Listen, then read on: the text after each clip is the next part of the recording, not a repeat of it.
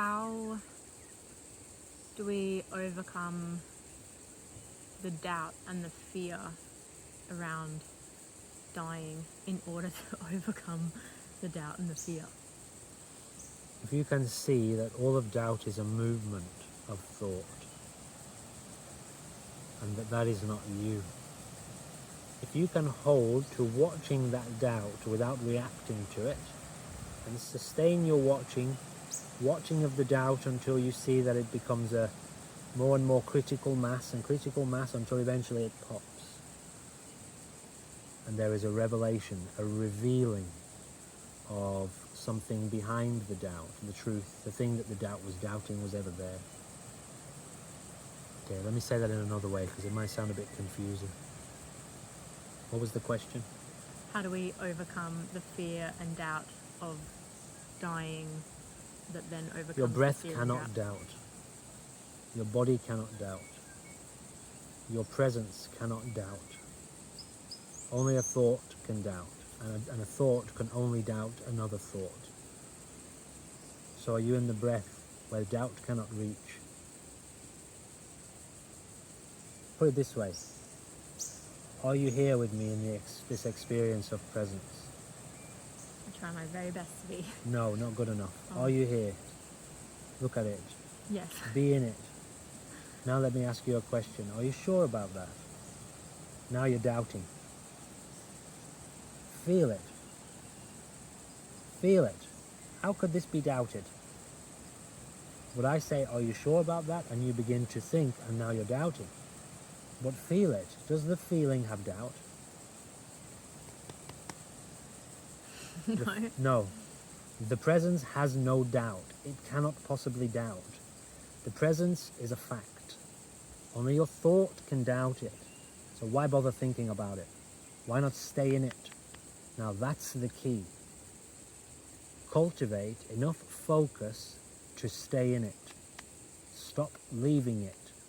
The Buddha, my favorite of all his sayings, you know, the one thing that governs the one thing that determines a person's capacity for nirvana, focus. That's it. He nailed it in a single word. Actually, I think he called it concentration, but we use the term focus. Doubt yes, doubt no, fuck it all off. Stay in the body.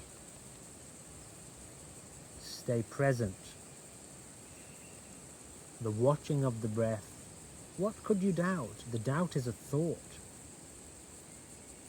How could it doubt the breath? And regardless of whether that thought doubts the breath is still happening. The whole time there is doubt going, the breath is also going. So you stay with the breath. And I promise you, if you can stay with that long enough, at some point in that cultivation, in that alchemical process of refinement of consciousness, there is a breakthrough. My teacher used to say, the enlightenment, if you could conjure enough concentration, focus in this, at some point enlightenment hits you like a ton of bricks. So keep going until you get hit by a ton of bricks. Ignore the doubting mind of mankind. Whether it is doubt from another or doubt from yourself, ignore it. Ignore every drop of doubt and just keep fucking going. That's how. That's what you do with it. Which is why we encourage a firm resolve and a warrior spirit. You can't give up. What are you going to do? Give up and accept a life of doubt in which you have been living your entire life already, and you know it is just misery and limitation.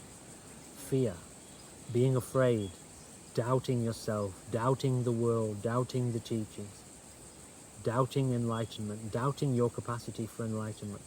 And I know for you personally, in the last 2 weeks, you've started to have these powerful healing experiences of being generated from your own focus and your own practice of meditation. Well, it's taken you 2 years to get here. So thank God you didn't follow any of the doubts up to now, right? Yeah. So at some point, you yourself start to see the proof. So what is there to doubt? The doubt is a lie. It's such a lie that even while having those experiences, it's telling me it's not real when Well, I'm literally focusing on those Yes, experiences. it is an enemy to you. Yeah. Your self-doubt. Your self is doubt. And so it's there until you die. Right. You doubt that there is experience after death, well, that will be there until you die. You doubt that you can realize enlightenment, well, that will be there until you realize enlightenment. So just Keep going. full steam ahead, stay committed to the goal, refuse to give up no matter what. Conjure every ounce of your strength and courage and determination and apply it day in, day out. Personally, I was able to see the traps of the doubt of the ego, and I quickly the identity. Not that I had many, but there were some. In fact, my doubts came along as paranoia in the beginning. I was paranoid that the person I had met, maybe or maybe not, they were being truthful. And I went to like a psychic spiritualist before I met my teacher, and they told me something that made me a bit paranoid of meeting someone who might lead me astray. And so my identity, my brain was using that to try to stop me investing in meditation in this particular school. Right. But I identified it straight away as my own brain is trying to tell me to go left. I'm trying to practice meditation and become a Kung Fu practitioner. My own brain is telling me turn left or turn right or deviate somehow. And I just knew that my objective is keep going forward. No matter what my own brain conjures, whether it is doubt or even expectation or even anticipation. You cannot anticipate enlightenment because your brain doesn't go with you. You know, the thoughts of your psychology, you can't understand it, you can't expect it, you can't know what it is because you leave the brain behind to go into it. So, no matter what your brain is telling you, if you have faith in the practice and you have enough strength and fortitude and commitment, you just keep going.